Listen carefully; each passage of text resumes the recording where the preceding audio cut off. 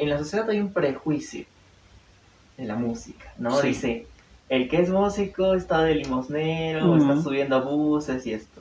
¿Te has tocado con ese prejuicio alguna vez? sí, tremendamente. Todo el tiempo. Ocurre que hasta antes de volverlo, de tener una mira profesional, cuando eres amateur, por decirlo así, o Ujú. solamente tocas en bares, en lugares cuando, bueno, se podía tocar, ¿no? Donde hay Antes de la espacio. pandemia, donde hay espacios, pues el mismo ambiente que te rodea, no hay que negarlo, es bastante, bastante desprolijo en muchas cosas y bastante chabacano también. O sea, no puedo decir, no, que se están equivocando. Hay gente que se dedica a esto, pero yo siento que se dedica en un mal enfoque, ¿no? En lo artístico, ni siquiera solo en lo musical, sino que piensan que todavía lo bohemio, en el tipo de música, el sexo, drogas y rock and roll, para algunos todavía es una forma de vida y hay que vivirla de esa manera. Para mí nunca lo fue en realidad. ¿Cómo fue? Eh, en realidad a mí me ofrecen enseñar música. Ujú. Yo ya había dejado la música. Estaba enseñando literatura, como te digo, en un colegio. Ujú. Y un amigo justo, Juan Carlos Vega, que ahora estamos sacando su disco con Davens, me pide que sea profesor de música en un colegio. Yo ya había sido profesor de música antes, pero de alumnos particulares. Yo había aprendido autodidactamente, pero sí me gustaba aprender teoría. No es que me iba y tocaba y rasqueteaba mi guitarra nada más, sino que me gustaba leer y aprender. Ujú. Entonces entré en ese circuito y cuando entro en ese circuito, en ese colegio había como 5 o 6 profesores de música, no era solo yo. Era un equipo de trabajo musical de profesores que habían estudiado en diferentes lugares música y que hacían ensambles muy interesantes, muy, muy interesantes. Es ahí donde yo me involucro y respondiendo a tu pregunta, vi a gente que se dedicaba a la música que vivía tranquilamente de esto. Y estaba hablando de Huancayo, o sea, ni siquiera estás hablando de que eran profesores de Lima que venían y enseñaban, ya, y ahora lo otro es que los padres, los mismos chicos tenían una predisposición muy grande y yo me quedé un poco más de 5 años. Yo fui a reemplazar a mi amigo por 3 meses, Ujú. hasta que acabe el año. Y me quedé por 5, casi 6 años. Y al final terminé como el director de la orquesta, bueno, codirector de la orquesta del colegio, cuando había entrado solo a enseñar guitarra. Armemos la historia. Uh-huh, Estabas enseñando en un colegio, uh-huh. aprendiste muchas teorías. ¿Cuándo fue cuando iniciaste tus estudios de sonido? Ah, ¿Cuándo ya, a dejaste la eso par. No, no, a la a par. la par? Sí, Ajá. Entonces, estudiando a la par, ya nace la idea de crear la Puerta sí, Estudio. la verdad es que sí. O sea, yo entro a ese colegio de música, que es el Colegio Zárate, que de verdad siempre me trataron excelentemente. O sea, fue lo máximo, Ajá. no fue una experiencia fea para nada. Y hice aparte amigos de colegio, o sea, niños, chicos que ahora son adolescentes y chambean conmigo varios, como docentes que eran, pucha, lo máximo, que apoyaban el arte, pero no tienes idea. O sea, no era el complementario, nada que ver. Era El foco algo muy principal. integral, era Ah, bastante fuerte en ese, bueno, cuando yo estaba, supongo que hasta ahorita sigue siendo así, eh, cuando yo tengo ese ingreso extra de ese colegio, porque era un trabajo que nunca me lo había planteado, porque me llegó por suerte, entre comillas, o por recomendación, me ajá. compré una interfase. Estoy hablando del año 2013. Me compré una interfase de audio que es una grabadora, básicamente, en una grabadora actual. Conecté mi guitarra para probar, conecté la computadora y me volví loco. O sea, se puede hacer infinidad de cosas con ese aparatito. Estuve un año y medio más o menos aprendiendo cómo funcionaba el sonido y todo este tipo de cosas autodidactamente hasta que dije, no, me tengo que ir a estudiar. Pues agarré mis cosas, me fui un tiempo a estudiar, no fue tampoco muy largo, y volví al año siguiente para seguir enseñando en el colegio. Y ahí sí fue donde llevaba a la par tres cosas. La carrera, seguía enseñando literatura en la mañana, hacía música en la tarde, porque siempre mis trabajos fueron en la tarde musicales, y ya en la noche venía y yo me grababa las cosas que yo quería.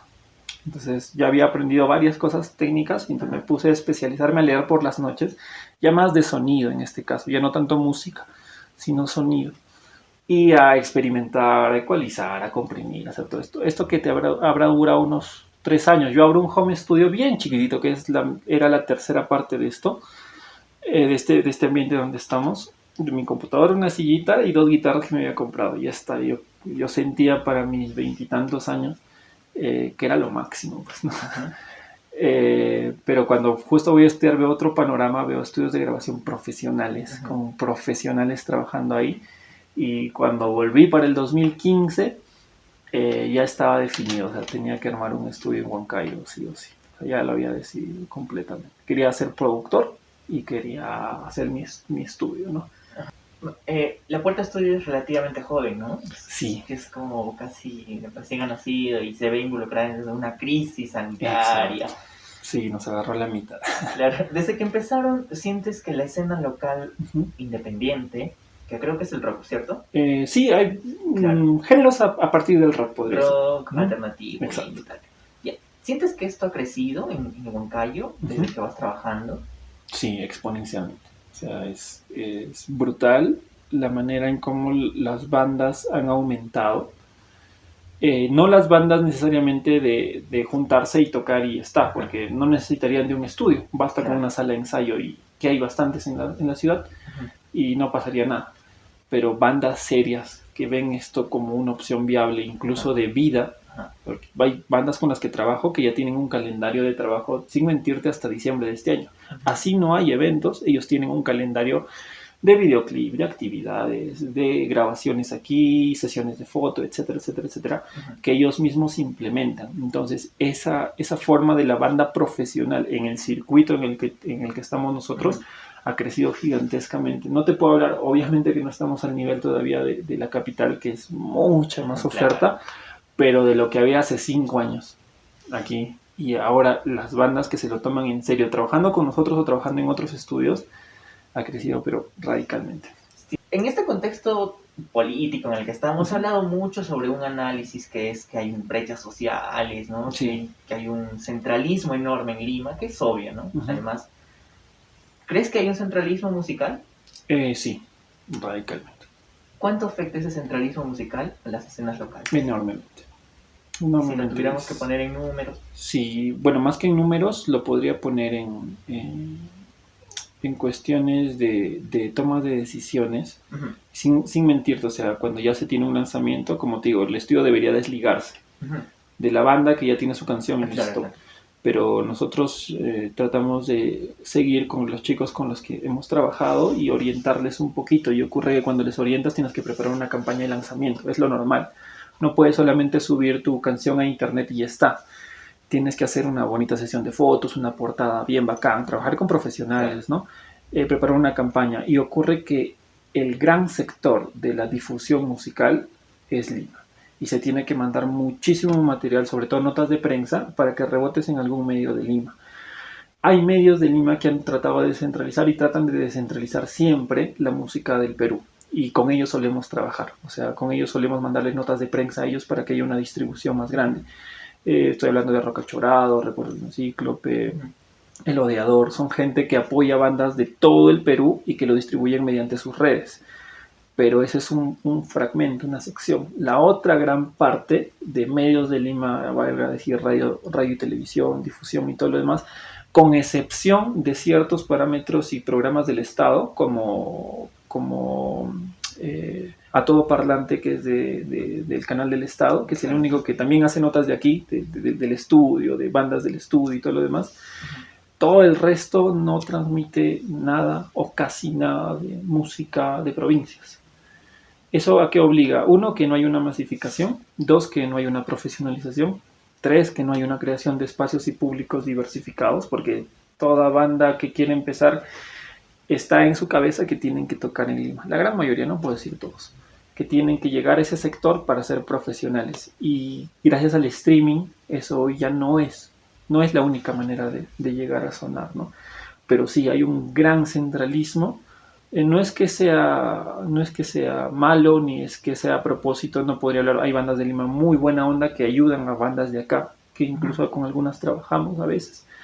Pero la gran mayoría, como te digo, del sector, de entrar a radio, empezar a monetizar o a cobrar, porque los artistas obviamente tienen que cobrar, gracias a radiodifusión o a televisión, pues es casi inexistente. Es muy difícil que encuentres una canción de provincia independiente que suene en radio o en televisión para que pague regalías. Hay un single llamado La Prensa, ¿no? Claro, La Prensa, sí. Sí, y como que raja mucho, ¿no? Es como que pone su voz en protesta o algo así. Sí, un poco es bastante, no un poco, es bastante transgresor en ciertos sentidos. Ajá, sí, lo escuché y me gustó. Ajá. Y de hecho le he puesto replay creo que como Ah, qué 15 chévere. veces y eso. Vale. Bueno, Eso me lleva a la pregunta de que hay personas que dicen que el periodismo es el que escribe la historia porque deja los hechos contados, ¿no? ya, Pero también la música por está supuesto. sujeta a eso, ¿no? Hemos visto, por ejemplo, artistas que escriben en forma de protesta. En forma local está Charlie y la Paranoia. Y en escenas internacionales, por ejemplo, están los que hacen rap. El hip hop. Y, claro, ¿no? Es Protesta. que es protesta. Entonces, la pregunta va más para ti. ¿Crees que la música debe ser una actividad netamente artística o también debe asumir papeles sociales, ¿no? Ocurre que como cualquier producto artístico cultural responde a las necesidades de su tiempo. O sea, sí, eso es lo que más recuerdo cuando enseñaba literatura. Nosotros estudiábamos periodos, clasicismo, romanticismo, realismo, y la conclusión de aprender y enseñar esto todo el tiempo es que los productos culturales responden a lo que les pasa en su época. Entonces, no es que haya una obligación del artista en que él siempre reclamar por su realidad, pero sí puedes ver un poco de la realidad en cada obra de los artistas. Así sea una canción de amor, hay un toque de realidad en esa canción, porque están viviendo en un momento determinado. Yo no creo que sea una necesidad del artista siempre uno hacer protesta, como decimos, ¿no? Hacer protesta o tiene que reclamar sus derechos o la unión de artistas tiene que jalar. ¿Por qué? Porque sería limitar a una actividad que no todos disfrutan, que no todos comparten, porque a diferencia de mucha gente pueden pensar que los artistas pues, se unen y todos tienen una idea política, en este caso, muy, muy igual, y la verdad es que no, o sea, hay artistas que funcionan por un bando y el otro es por el otro bando, entonces tratar de unificar y pedirle que los artistas tengan una línea a todititos, creo que también es un poco de egoísmo, o sea, no podrías pedirles, el que quiere hacerlo y lo hace de una manera excelente, como en el caso de los que hacen hip hop, los que hacen rap, y casi siempre sus canciones son en este circuito de música de protesta. Acá hay chicos que se llaman los Bloody Mary, que sacaron un rap hace un mes, un poquito más, que lo grabamos aquí, que hablaba exactamente sobre la campaña contra Keiko Fujimori, ¿no? Y era un trap bien armado en la cuestión técnica, por decirlo de esta manera. Suena muy bien, está bien grabado, está bien rapeado, pero esa es su opinión sobre la versión, su versión sobre la realidad, que se puede compartir o no. Entonces, ahora en el caso de Charlie, yo fui el productor de esa canción, de La Prensa. No nos fuimos por ese lado, o sea, cuando la estuvimos haciendo, escuchando, grabando las guitarras con Joel, con Carlitos, con Allison, que con los que grabamos esa canción, no iba mucho por ese lado, pero las circunstancias, las personas le dieron esa, esa connotación. Porque La Prensa en realidad hablaba, si no me equivoco, es fácil, los Charlie me pegan después, pero la prensa habla un poquito más de cómo ellos tienen que subir a tocar y cómo la banda tiene que sonar y tiene que estar presente en los eventos. Pero ahí tiene varias formas de interpretar esa canción, sí, ¿no? Y se fue por el otro lado y hay gente que me habló de eso, ¿no? Que la prensa es una crítica hacia los medios y todo lo demás, que hoy está más en vilo que nunca, o sea, sí, que hoy en día como que creció y a la gente le da su connotación. Excelente si conlleva un mensaje, excelente si se planeó desde el inicio, pero no lo veo como una obligación. Y aquí sí hay muchas personas con las que todavía tengo contacto artístico que sí consideran que es una obligación del artista reclamar o pedir por todas las cuestiones que nos ocurren. Yo considero que cada uno tiene su mensaje y su forma de manejar la vida, y no podemos uniformizar a todos, ¿no? Por igual. Claro, ahí quizás rescatar una frase que decías en una de tus entrevistas, que la gente haga lo que quiera. Que le guste, o sea, haz básicamente lo que ames hacer, pero hazlo bien, o al menos infórmate, ¿no? Edúcate para hacerlo lo mejor posible. Ajá, muy bien, entonces ya llegando a la parte final, cuéntanos brevísimamente, ¿no? Sí. ¿Quién eres? Ok. ¿A qué te dedicas? Y sobre lo cual. Perfecto. ¿Sí? ¿Sigo nada más? Sí, dale. Hola, ¿qué tal? Soy Jonathan Hilario, productor y técnico de mezcla aquí en La Puerta Estudio. Bueno, los invitamos a que puedan acercarse por nuestros servicios de grabación, preproducción musical. También tenemos sala de ensayo y página web. Estamos todos los domingos con podcasts informativos para toda la gente que quiera resolver sus dudas antes de venir a un estudio profesional a grabar.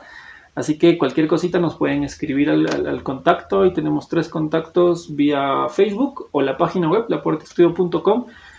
Ahí hay botones a cada rato de WhatsApp. Cliquen, son 3 números con los que trabajamos, cliquen el del servicio que quieren, nos escriben y al toque les damos la información que requieren para que puedan estar aquí o simplemente conversar sobre música o aclarar sus dudas. Eso nada. Muchas gracias. Listo, muchas gracias.